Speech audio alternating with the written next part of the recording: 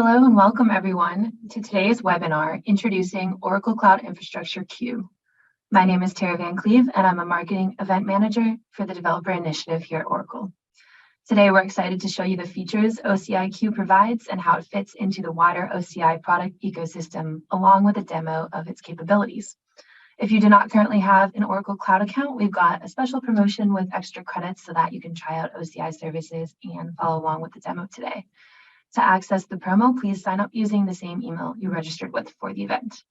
We'll also be recording the session, and the link to the recording will be sent to you via email in the next couple of days.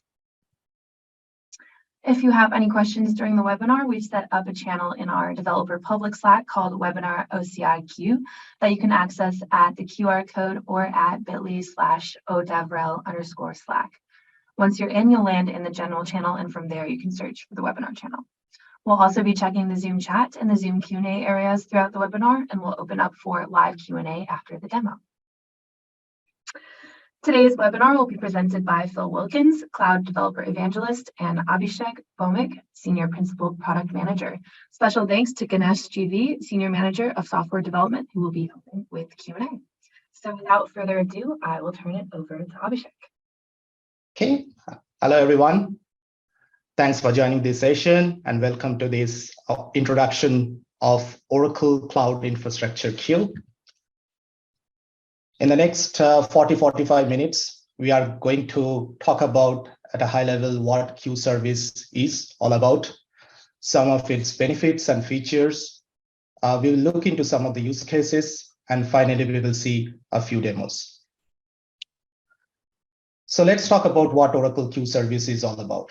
Right, so it's a fully managed service that helps to decouple and scale distributed application and microservices. So its main use case is to decouple microservice and application software components. So Queue comes in between, where produces the message and consumer consumes the message, and in between, Queue provides a durable way of storing those messages. So it's high throughput and low latency, makes it a very useful offering. So Queue can handle a high volume of transactional data, which can't be lost or duplicated during, and requires kind of every message to be processed independently. So for example, let's take an example of an e-commerce site, right? So when you place an order from your mobile phone or through your browser, it goes through a series of applications. For example, it might go to the payment application system, inventory system, or shipment system to ship your product or to actually place your product in the inventory system. And all these applications or systems, Queue actually helps to tie all the system and at the same time decouple all these systems. So for example, if one of the system or application is down, for example, if inventory system is down at a particular point of time, your order should not be lost, right? So Queue helps actually to prevent that, and in a persistent way of storing your order information, right? So, and Queue is designed to support high scale, where throughput kind of scales up and down automatically and transparently for the client. So there are various choices, like there are a spectrum of choices when you kind of talk about app-to-app communication.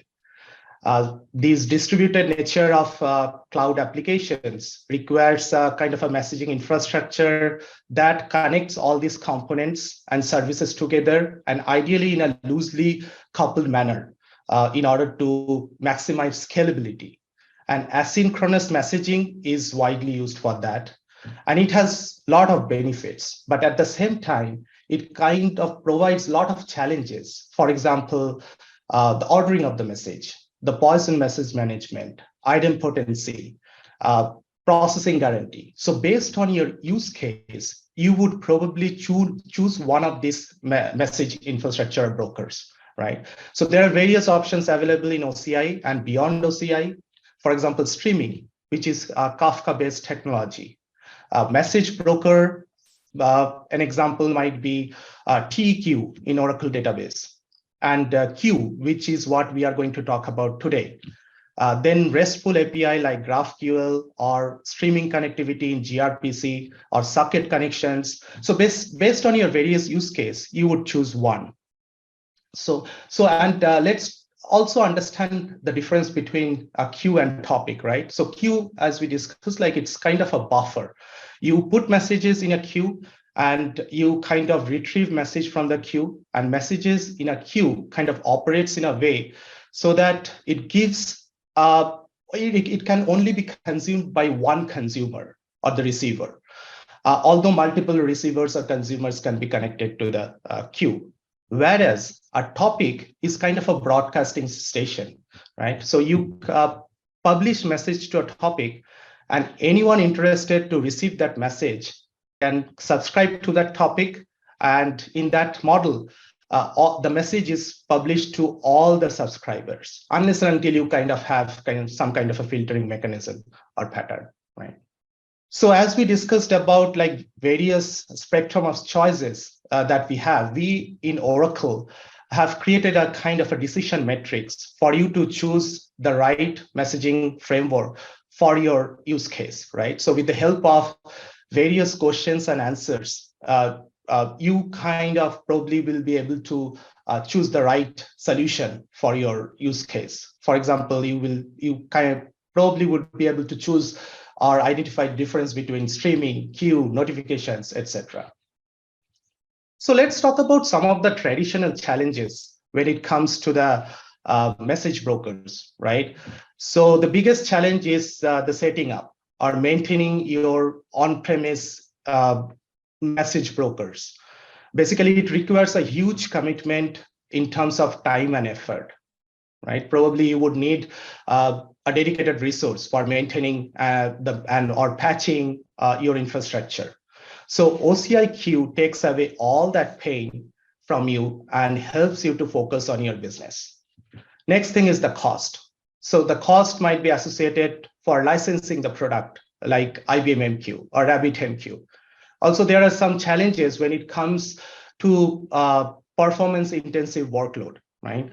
So it is very difficult, first of all, to correctly estimate the size of the performance intensive workloads and how much infrastructure basically you would need to support your project. But even if you do that, it may be cyclical in nature, right? So buying infrastructure basically forces you to provision always on the upper bound of your capacity and speed requirements. So it becomes extremely inefficient when you are not able to utilize your infrastructure efficiently all the time, right? Next comes the vendor lock-in. So probably you don't want to kind of tie to one particular vendor like IBM MQ or RabbitMQ or a particular language which interacts with Q.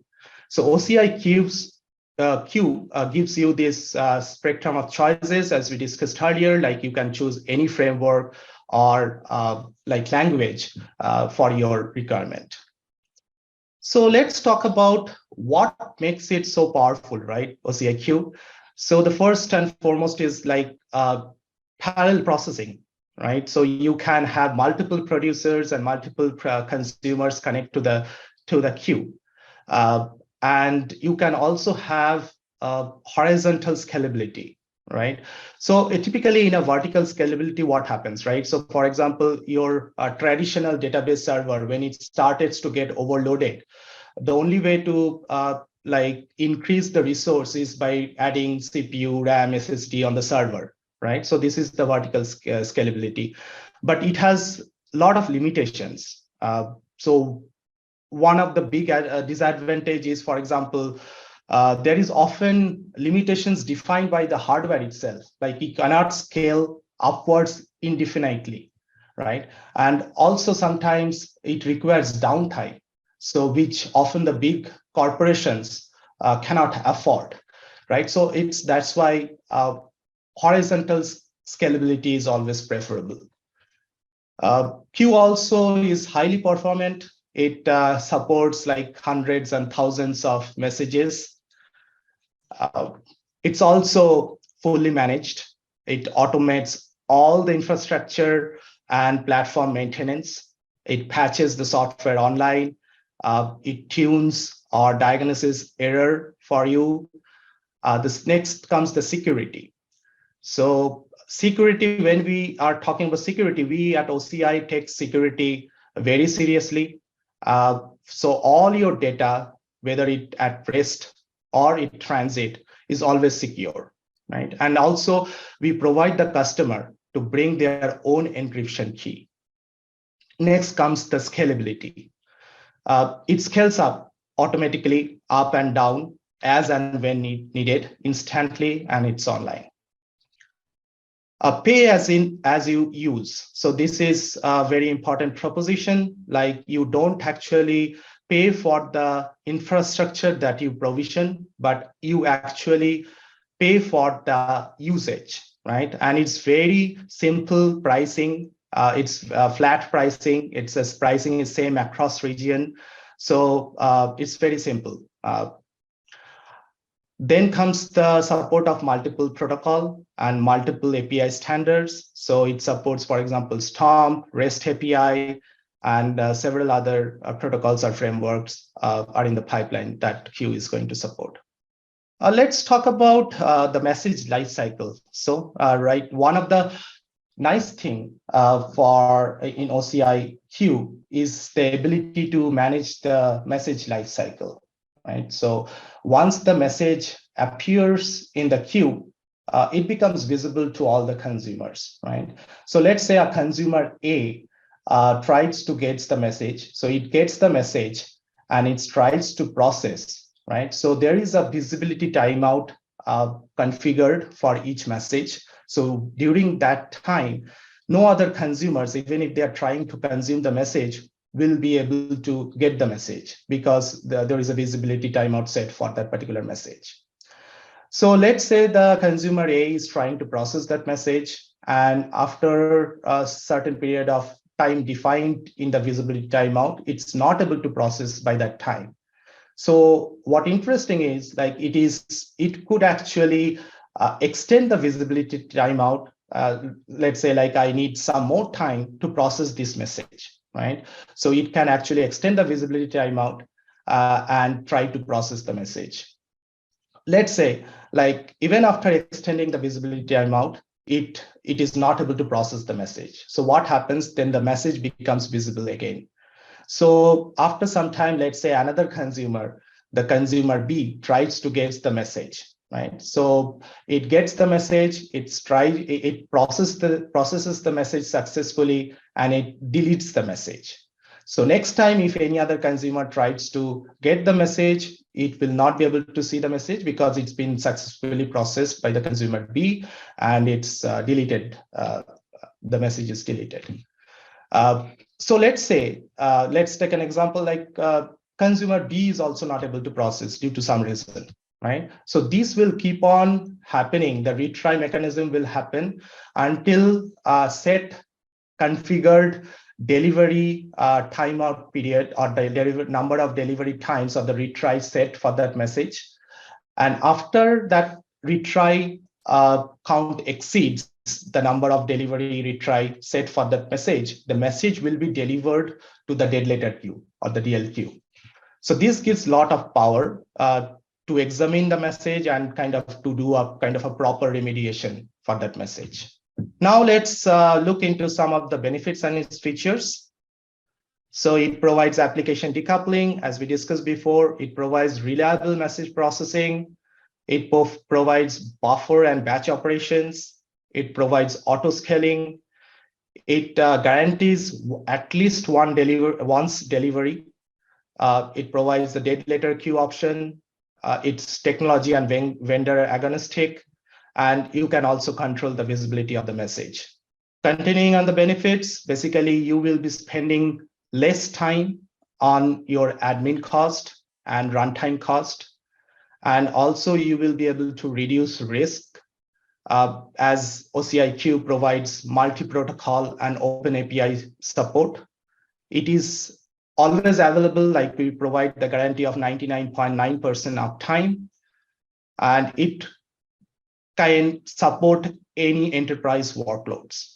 So basically, your team do not need to worry about the infrastructure. You basically can focus on your business logic or business demand. Okay, these are some of the capabilities or features of Queue, and it will keep on adding. We will add to this list. So as of now, some of the features that we provide are auto scaling, high throughput, best effort ordering, at least once delivery, dead letter queue, long polling, batching, message locking. We do provide 7 days retention, queue statistics, encryption, and storm support. Security, as we discussed earlier, so we take security very seriously, and we provide complete data protection in REST as well as in transit.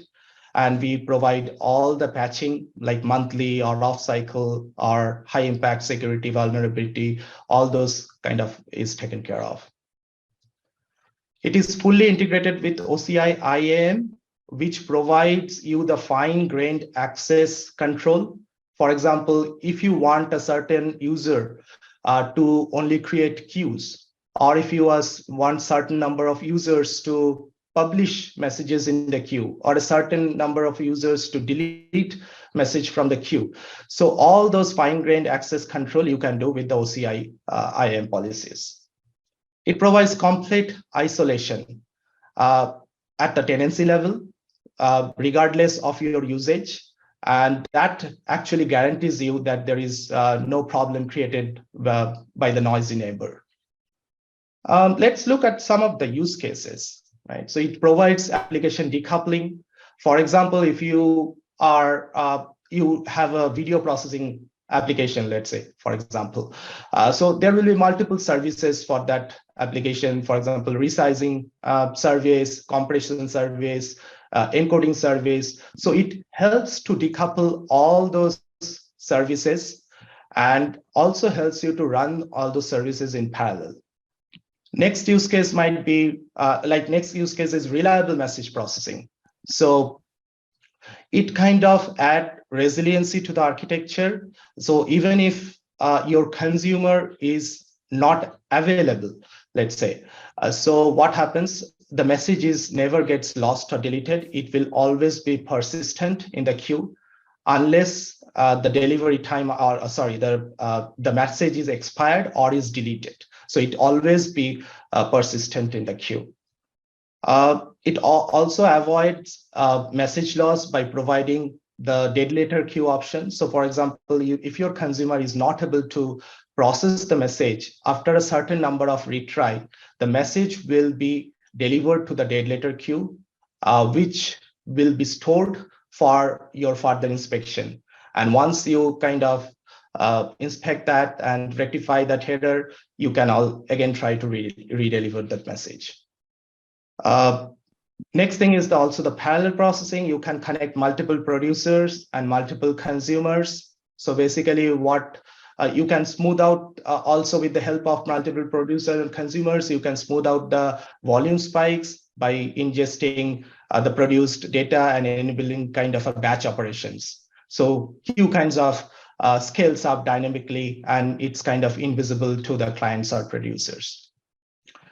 Next, we will go into a demo, and for that, I will hand it over to Phil. Thank you. So the first demo we've got, which I'll actually run live, has an architecture that we can draw like this, which kind of looks a bit strange because there's nothing really connected there. That's because the OCI Queue is a managed service, so you don't have to instantiate anything in your fault domains and things like that. It's all transparent to you. And all I'm going to do is I've got a little utility that we've built. It's in the Oracle DevRel Git repo, so you can pull it down and play with it yourself. It's all got documentation. There's guidance and explanation as well in the architecture center explaining how it works and more details. But essentially what we're going to do is use a little command line utility that I built, run it locally on my machine. So I will then connect it through to a queue, and we'll issue some commands, and you'll see how it behaves. Benefit of this, of course, means that all the code's visible to you, and you can go steal it, play with it, refactor it to your own needs, etc., etc. So the first thing I'm going to do, hopefully I haven't been timed out whilst I've been answering the questions, is go into the dashboard. Here we go. So this is the, if I come back here for a moment, this is OCI Queue, and as you can see, I've been playing with queues lots in my compartment that I use for doing demos, and creating the queues in the console is very, very easy. I can go in, hit create queue, I can give it a name, like that. And I have either default set up, and you can see the visibility timeout set to 30 seconds, retention is 1 day. I'm going to have a dead letter queue set up for me. I'm going to have a maximum of 5 attempts before messages get put into the dead letter queue. And of course, today, encryption is entirely managed by Oracle with an Oracle key. On the future roadmap is the idea that customers could provide their own key as well. I can override all of that and change all those numbers if I want. Let me drop out that one. Let's not create another queue just for the hell of it. The queues take about 30 seconds to instantiate. And we can then go in and look at a queue, and it gives me all the classic OCI information, my OCID, and you can see the OCID for the dead letter queue, creation, update. I can look inside the queue if I want. And at the moment, this queue is actually going to be empty. It will come back in a second. And I can also do things like put a message on the queue. So I can put this message here. And you'll see a message. There you go. So it's literally just called it blah. I can look at the queue details. And every message has a unique ID. So when we want to confirm we've got the message, we send that unique ID back. And then the queue engine will deal with that message that you've received correctly. I can look at metrics. So there's some standard metrics here. Because this queue is pretty much empty, it is not going to be very informative. So if I set, I can. So when it catches up, there we go. So we've got a single data point because I've been in and messed around with that at queue just now. Right. So you can see that's, the dashboard is very, very, very simple. We can instantiate queues not only through the console, but like every OCI service, you can terraform it. You can do it through the SDKs. You can use the APIs directly, the REST API endpoints, if you want to do it that way, which gives you a lot of freedom to work many different ways.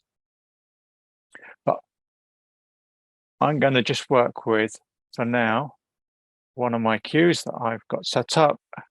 And let's just go in here, which is the queue that I'm going to use. Now you can see I've already got some messages sat in the queue.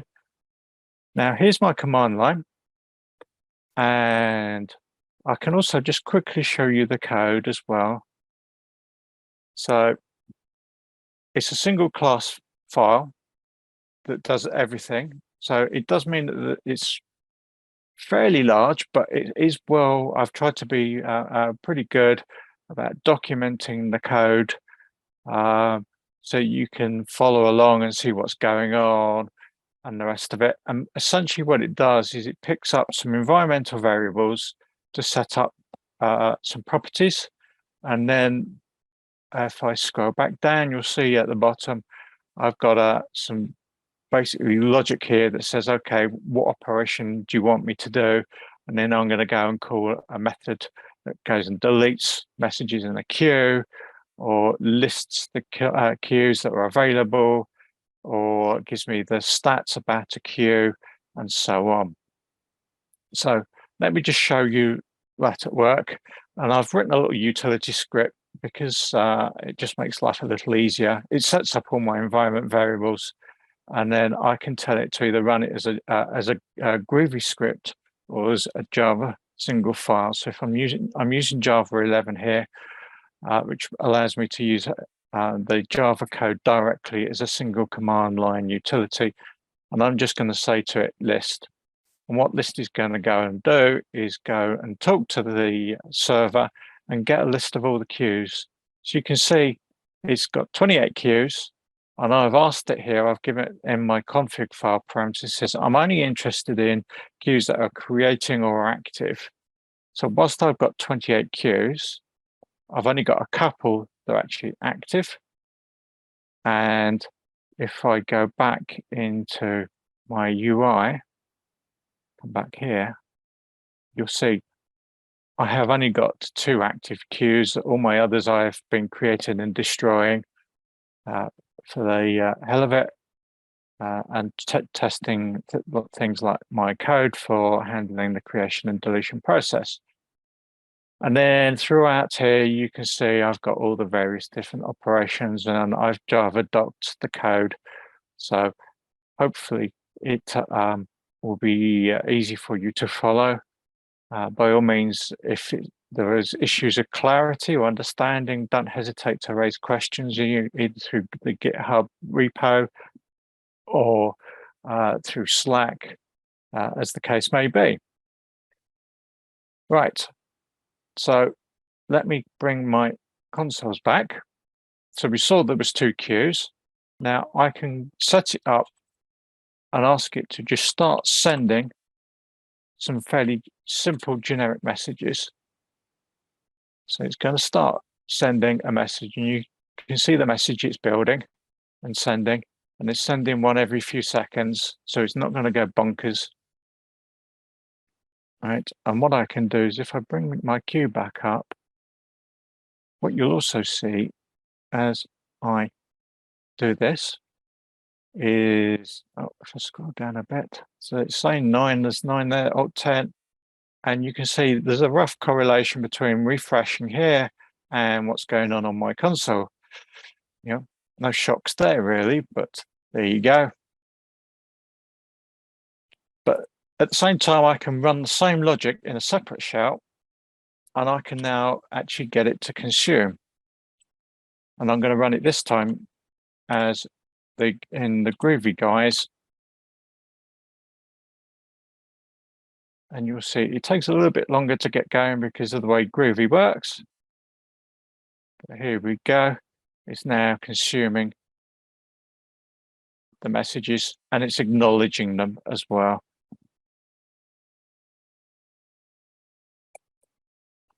And I can do other things. I've listed all the queues. I can look at the stats of the queue that I'm working with. If I ask for info, it will go off. It goes and gets me the OCID for the name of the queue that I'm working with, the endpoint that I talk to, how long the retention is that's set up, how many messages are visible, how big the queue is in terms of storage. And there are other bits of information that you can tease out, and you can see when I created and updated it. Now, if I go and do poll for messages, we can see the messages in here as well. And that's, you know, another message. So very, very simple as a use case, but it gets you going with the smallest amount of possible work necessary. I mean, the commands, if I go and ask for the help, you'll see I can set up and ask it to do a number of things. I can send you, which will force it to create a new queue and then use that queue. I can delete the queue based on the OCID I have. You saw list and consume. I can delete a name queue and name the queue. And you saw me doing the info. And that, if you really want to get playing with queues through a command line, don't forget that the CLI supports OCI Queue and has got vast more capability than this. But of course, the only reason we've got this is so that you can see the code examples. So that's the really, really simple use case. And what I'm going to do now is we're going to talk about a slightly more sophisticated use case. So this is a closer to a real world use case. The idea here is we're going to have an application running that's going to be generating a lot of messages and putting it onto the queue. And as a result, we've got in the back end, we're going to have some Kubernetes containers running that are going to act as the consumers. And in the code, the consumers are set up so that there's a pause between each message being consumed. So we can't consume as quick as we're providing in the basic setup, when we're running with a single instance of the pod. And what we'll therefore do is we've set up and configured it with Kida, which is an autoscaler. And what Kida will do is make a call into a service that we've published through the API gateway, and the service runs on OCI functions, and the function will do and use the same kind of logic you've just seen me show using the command line utility. And every time it is called, it'll go and get the number of messages on a particular queue and feed the information back. Now, depending on how many messages are on the queue, Kida's got a configuration that says, okay, I need to scale up or scale down. So if I've got too many messages, it will go and instantiate more instances of my pod to consume the messages. So we're dynamically scaling up. And then what it will do is it will, let's say, well, if it's scaling down, I'll wait a couple of minutes just in case there's a momentary drop. But if I stay on a low number, then what I'll do is I'll start reducing the number of my pods, and reduce those pods down in numbers until I'm back to my base state. And you can see this process here flowing back and forth, just shown here. All right. So the whole demo, I'm not going to run here and now because it takes about 35 minutes to run the demo end to end. But there's a video recording of the full demo and it talks through everything. It shows you the code. As I say, all the code for this is also in the GitHub repo, so you can go and pull it down and run it up yourself if you want.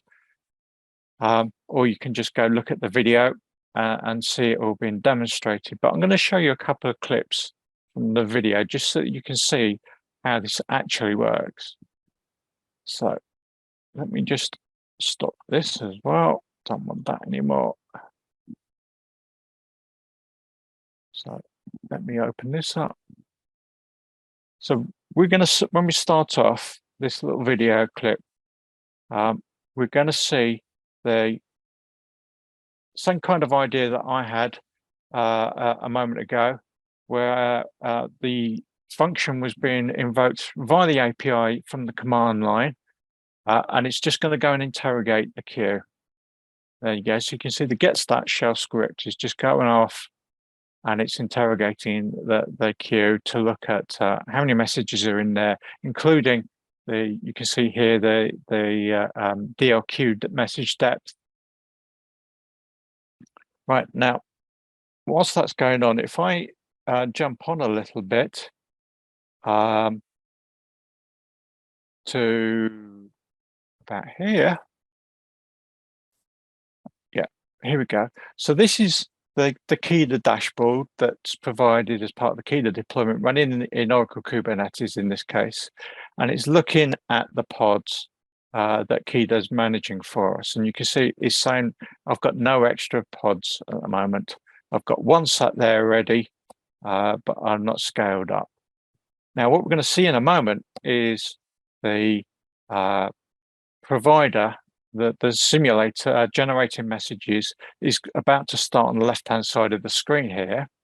And you'll see it's going to go nuts, because what it's doing is it's piling in, and rather than sending a message at a time, it's sending 20 messages and throwing a lot of messages at our queue very, very quickly.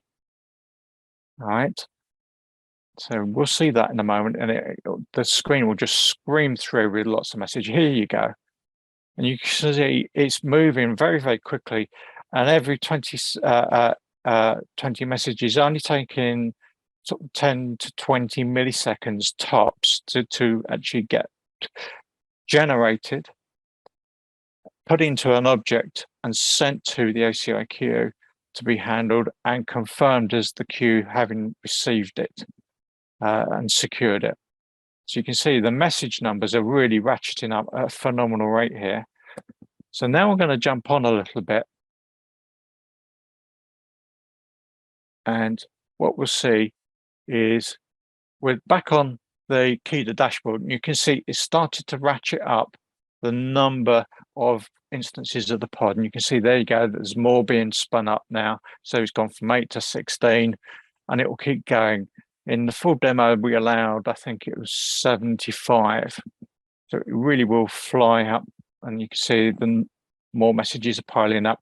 And on this side now, we're also logging out how many messages we can see on the function. Right, now, if I jump on a little bit further,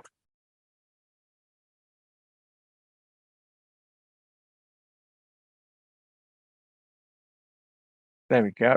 So you can now see it's reached 64 instances at 75. So it's now hit full workload. Right, you can see, you know, some of these are quite old and others are not. So that's it powered up. Now what I'm going to do is I'm going to jump onto the second video.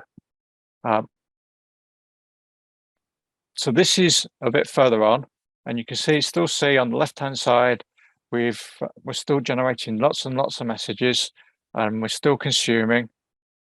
All right, but we'll start to see things wind down fairly quickly. So if I skip on, you can see there's the 75 instances still. I'll skip on a bit further. There you can see it's just started to drop the numbers, 73, 72, and the numbers are slowly coming down. And if you look at the numbers on the left-hand side, you'll start to see the number of visible messages. That's the number of messages that are not yet being consumed has dropped. So it's fluctuating a little bit between 0 and 20 or 30. And you'll see this will really rapidly fall away in a moment. And if I jump on a bit further, you'll see that it's actually calmed it down there. So it's back down after a couple of minutes into steady state. All right. So that scaling and that dynamic checking of the queue, you can see here that the provider's now stopped. So we've consumed everything. And this is just saying there's nothing there to worry about. And that's it. So that gives you that dynamic view. There's a video of it all. And whilst you haven't heard anything from the recording, I've been talking over it. The video that we've made available has got a narration from one of the architects who's taken the time to talk through and explain everything in far more detail than I have in this few minutes of trying to demo and explain how things work. And he talks through the dashboard as well. If I go back to my dashboard and look at my metrics, you can see a bit more in terms of meaningful information. You go, and you see the number of messages and the activity and so on. And I haven't been doing anything fancy like using the delay on the visibility control or chuck in any of the messages back saying I can't consume it. Okay. And that really is a whirlwind tour. And we've got an opportunity to now talk through and try and answer some of the questions that are still open. So on the delay queue, there is a nice blog from an Oracle partner that you can see on the DevRel Medium channel from an Oracle partner that actually talks about that feature. We want to thank everyone so much for joining us, and we hope you have a great rest of your day, and that we see you again next time. Thank you. Have a good day.